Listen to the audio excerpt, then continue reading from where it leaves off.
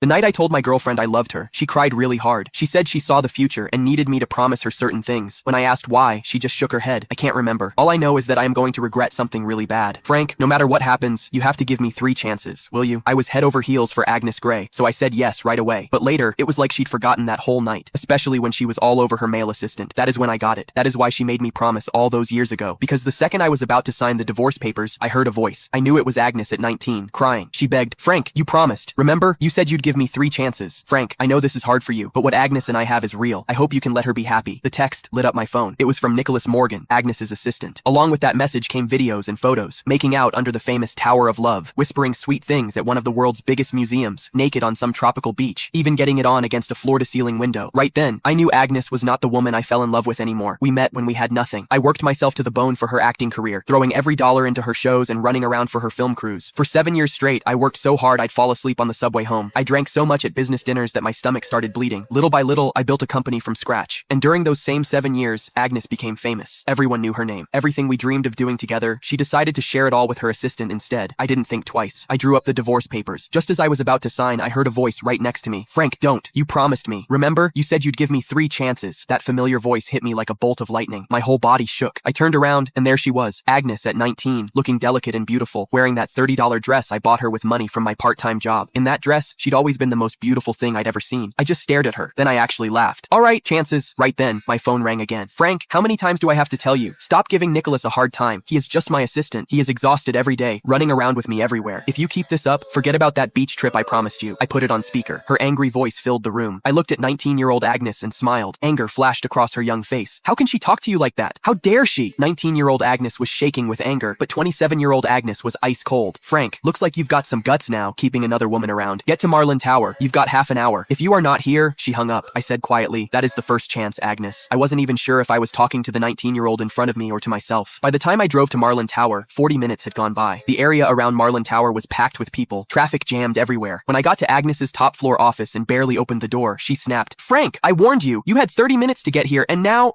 I cut her off, turned around, and flopped onto the couch like I didn't care. Nicholas was there too. He kept his head down, eyes all red, his right hand holding his left wrist. My attitude seemed to set Agnes off. She slammed her hand on the desk. Frank, what is with that attitude? You still won't admit you were wrong? But before I could say anything, Nicholas jumped in. Agnes, it is nothing really. Just a watch. Don't blame Frank. That just made Agnes angrier. But instead of yelling at him, she held back and softened her voice. How can you say it is nothing? He is so petty. He even tried to steal the birthday gift he gave you. Don't worry. I am not taking his side. Then she turned back to me, her voice sharp as a knife. Frank, I am giving you one last chance.